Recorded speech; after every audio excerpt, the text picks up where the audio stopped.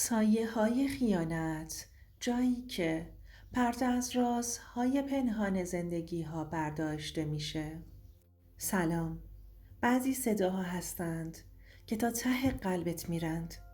صداهایی که از ته دل اومدن، از ته درد.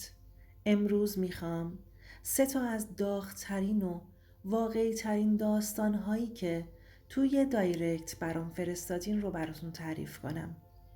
شاید بعضی صداها هنوزم دارن گریه میکنن. پس با من همراه باش. شاید صدای یکی از اینا صدای تو باشه. دوستای عزیزم، این داستان رو وقتی که خوندم تا چند دقیقه فقط به یه نقطه خیره شدم. نه چون خیانت شده، چون از اون کسی خورده که هیچ کس فکرشو نمیکنه. خواهر، اسمش فرزانه است. اینجوری برام نوشته: من دختریم که همیشه به خانوادش افتخار میکرد. یه پدر سختگیر، یه مادر صبور و یه خواهر کوچیکتر که همه جا باهامه، لیلا. از بچگی من و لیلا یه اتاق داشتیم، یه تخت 2 نفره و یه راز مشترک. من وقتی 22 سالم بود عاشق کامران شدم. یه پسر قد بلند، مهربون و همیشه خجالتی.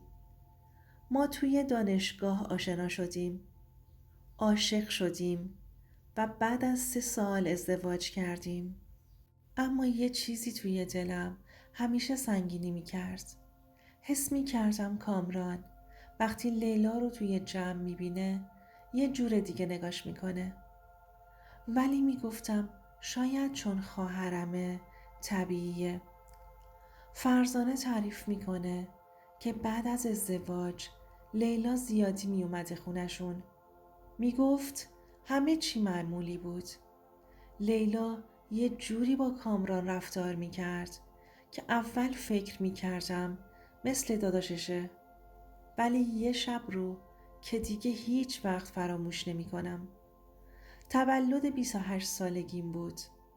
اون شب خونه پر از مهمون بود. کیک، شم، موزیک، همه چی عالی بود. فرزانه میگه وسط مهمونی یه لحظه حس کردم کامران نیست. گفتم شاید رفته بیرون یه چیزی بیاره. بعدش لیلا رو هم ندیدم. گفتم شاید رفته دستشویی یا یه تماس، ولی نمیدونم چرا دلم ریخت. حسی که هیچ وقت اشتباه نمی کرد. فرزانه میره دم در. یه حسی حالش میده بیرون. میره تو کوچه. ته کوچه صدای خنده میشنوه. آروم نزدیک میشه. صدای لیلاست و صدای کامران. تو خواهر منی لعنتی. کامران، خجالت نمیکشی؟ از همون روزی که گفت دوستم داره دیگه نتونستم نگاش نکنم. فرزانه همونجا خشکش میزنه. نه جیغ میزنه نه گریه میکنه. فقط دیگه نمیتونه نفس بکشه. مینویسه وقتی برگشتن داخل من نشسته بودم مثل مجسمه. لیلا نگام نکرد. کامران فقط یه جمله گفت: ببخش، ما یه اشتباه کردیم. گفتم اشتباه؟ تو تولدم، با خواهرم، تو کوچه خونمون، این اسمش اشتباهه؟ نه، این خیانته. از اون جنس زهرمارش. فرزانه همون شب از خونه میزنه بیرون. میره خونه مادرش. تا 3 ماه با لیلا حرف نمیزنه. کامرانم چند بار پیام میده.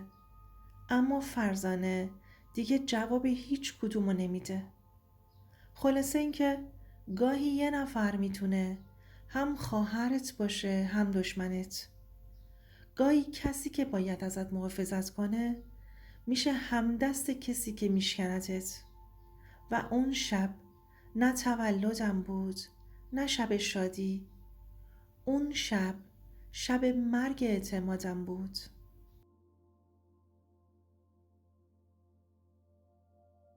این داستان از زبان دختری به اسم نسرینه. خیلی چیزا دیده ولی هنوز صداش آرومه. مثل کسی که بغض هنوز گیر کرده لای استخونهاش. خودش می نویسه من و شادی از دبیرستان با هم رفیق بودیم. اون دختر شوخ و پر انرژی بود. همیشه لبخند داشت. من یکم خجالتی، یکم محتاط، ولی یه جورایی مکمل هم بودیم. 5 سال بعد اون با یه مرد پولدار ازدواج کرد. اسمش امیر بود. تاجر شیک پوش و مؤدبی بود. هر چی شادی میخواست رو براش میخرید. منم یه زندگی ساده داشتم. نه عاشق شده بودم، نه ازدواج کرده بودم. اما راضی بودم. تا اینکه یه شب شادی به هم گفت یه چیزی توی دلش سنگینی میکنه. شادی میگه که به امیر شک کرده. میگه اون دیگه مثل قبل نیست. سرد شده. همش با گوشی ور میره. دیر میاد خونه. نسرین کمکم کن. یه نقشه دارم. نسرین میپرسه چه نقشه ای؟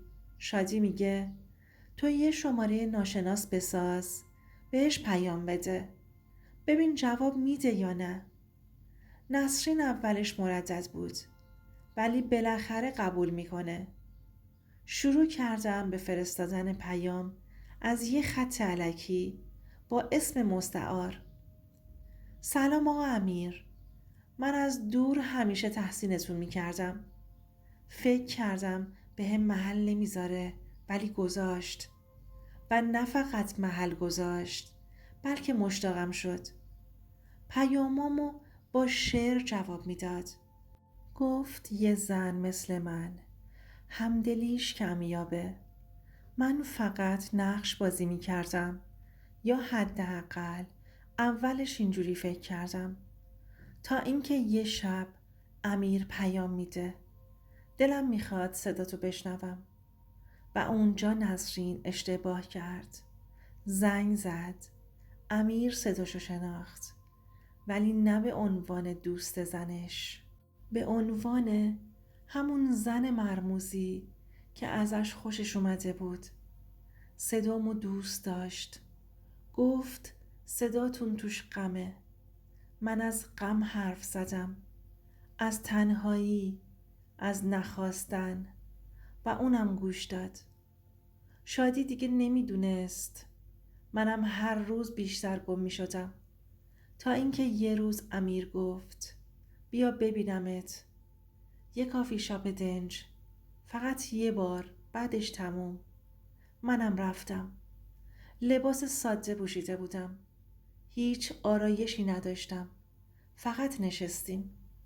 فقط نگام کرد و گفت تو با بقیه فرق داری. دلم نمیخواد رابطم با تو تموم شه. و اون لحظه من دیگه فقط بازیگر نبودم. واقعا دلم میخواستش. تا اینکه یه روز شادی اومد با گریه گفت امیر ازم فاصله گرفته. حس میکنم یکی دیگه تو زندگیشه. هنوز اون خط ناشناس باهاته؟ گفتم نه، من دیگه پیام نمیدم. اما یه شب گوشیم جلوی شادی از دستم افتاد و پیام ها بالا اومد. نسرین جون، امشب میای؟ دلم برات تنگ شده. همه چی تموم شد. اون شب شادی فهمید و گفت تو دوستم بودی. تو یه زن خیانتکاری. من مونده بودم تنها. امیر بعدن گفت که نمیتونه زنشو ول کنه. ترسیده بود. اون وسط یه زن هم رفیقشو از دست داد هم خودش رو. خلاصه گاهی خیانت با دشمنی شروع نمیشه. با یه بازی ساده شروع میشه. یه تست کوچیک، یه پیام، یه تماس. ولی وقتی از خط قرمز رد شدی دیگه دوستی نیست. میشی یه نفر که دیگه خودش رو هم نمیشناسه.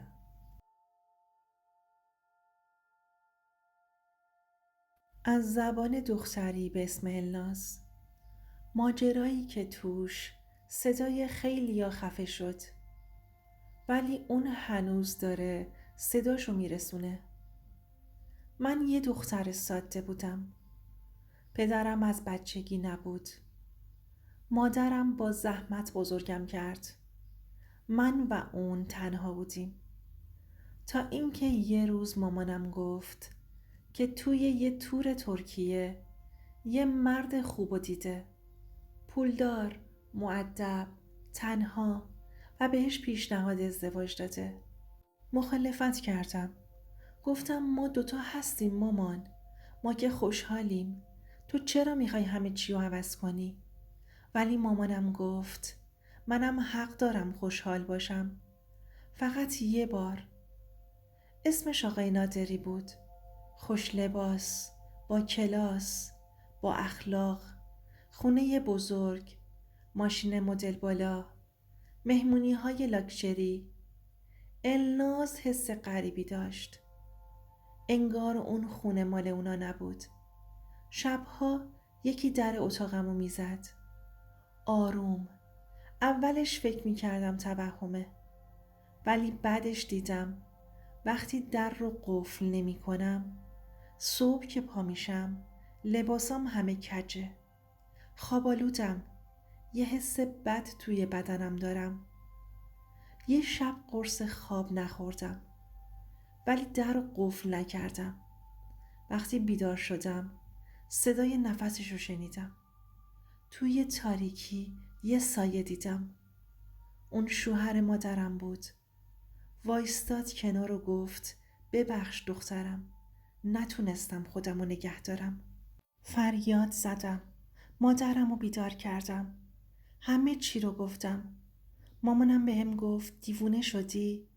اون مرد مثل کوه پشت ماست. اما 2 روز بعد خودش وقتی شبها رو بیدار موند فهمید. دوربین نصب کرده بود. توی اتاقم وقتی مامانم فیلم رو بهش نشون داد دیگه نمیتونست انکار کنه. وسایلمون رو جمع کردیم و رفتیم. شکایت کردیم. ولی چون مامانم مدرکش کامل نبود فقط طلاق گرفت. ولی من هنوزم شبها خوابشو میبینم. خلاصه بعضی خیانت‌ها فقط عاشقانه نیستن. بعضی ها جسم تو، امنیت تو، حرمت تو نشونه میگیرن و اگه حرفی نزنی صدات خفه میمونه. درست همون جایی که بدترین اتفاقا میافتن، توی سکوت.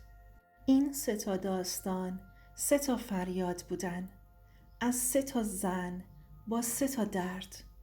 یکی از خواهرش خورد، یکی از خودش خورد، یکی دیگه هم از کسی که مادرش بهش اعتماد کرده بود.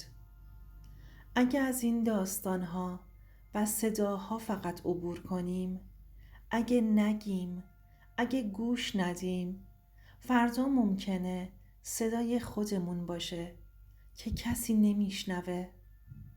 اینجا توی سایه های خیانت ما فقط داستان نمیگیم. ما صدای اونایی هستیم که هنوز دارن گریه میکنن و هنوز صداشون شنیده نشده. پس اگه دلت میخواد صدای اونا باشی، اگه دلت میخواد حرفهایی رو بشنوی که هیچ جا نمیگن، سابسکرایب کن. صدای تو اینجاست.